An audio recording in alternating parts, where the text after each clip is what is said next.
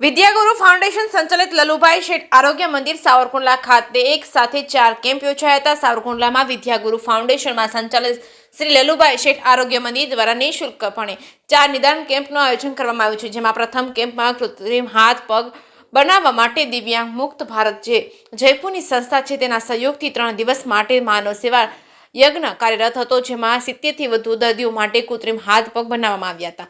બીજા કેમ્પમાં કાનના ગળાના સર્જન ડોક્ટર પાર્થ હિંગોલ જે રાજકોટ એસસીજી હોસ્પિટલમાંથી આવી 100 થી વધુ દર્દીઓને તપાસી માર્ગદર્શન આપ્યું હતું, જ્યારે ત્રીજા કેમ્પમાં એસસીજી હોસ્પિટલ રાજકોટના પ્રખ્યાત કેન્સર સર્જન ડોક્ટર મિતેશ ખૂટ સાહેબે 25 થી વધુ દર્દીઓનું નિદાન કર્યું હતું। તેમની સાથે સાવરકુંડલા લલુભાઈ શેઠ આરોગ્ય મંદિરમાં સેવા આપતા ડોક્ટર રોહિત ચોડીગ્રાત સાથે જોડાયા હતા। ચોથા કેમ્પમાં જેમાં સુરતના પ્રખ્યાત યુરોલોજિસ્ટ ડોક્ટર અમિતા પોલારા જે ખાસ કરીને સુરતથી સાવરકુંડલા આવી દર્દીઓનું નિદાન કર્યું હતું અને 8 જેટલા જટિલ ઓપરેશન કર્યા હતા। ચારેક કેમ્પનો સાવરકુંડલા તથા આજુબાજુના ગામના દર્દી નારાયણ ખૂબ જ સારો લાભ અને સારવાર લીધી હતી।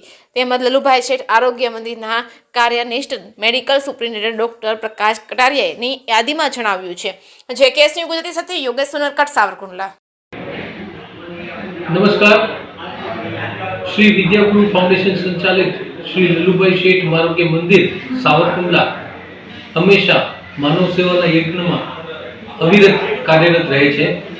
ए अनुसंधाने आज रोज एक साथ 4 केम्प નું आयोजन करवामां आव्युं, जेमां प्रथम तो कृत्रिम हाथ पग बनाववा माटे दिव्यांग मुक्त भारत द्वारा जयपुरनी एक संस्था छे तेमना द्वारा छेल्ला 3 દિવસથી मानव सेवा यज्ञ चालू छे, જેમાં 50 થી વધારે દર્દીઓએ કૃત્રિમ હાથ પગ બનાવ્યા છે, જે અહીં જ બનાવે છે અને અહીં જ એ લોકોને પહેરાવે છે અને શીખવાડે છે।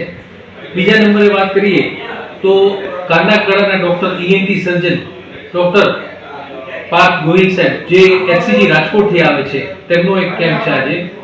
ત્યારબાદ કેન્સર સર્જન ડોક્ટર મિતેશ ખૂટ જેઓ પણ એચસીજી હોસ્પિટલ રાજકોટથી આપણને સહયોગ આપે છે। અને ત્યારબાદ એક પ્રખ્યાત યુરોલોજિસ્ટ ડોક્ટર અમિત પોલરા કે જેઓ સુરતથી ખાસ અહીં ઓપરેશન કરવા માટે આવે છે, તેઓના 8 ઓપરેશન આજે રાખવામાં આવેલ છે। તો આ સર્વે ડોક્ટરોનો હું દિલથી આભારી છું। આ માનવ સેવા યજ્ઞમાં એમને આહુતિ આપી છે એ બદલ ખૂબ ખૂબ આભારી છું। Thank you.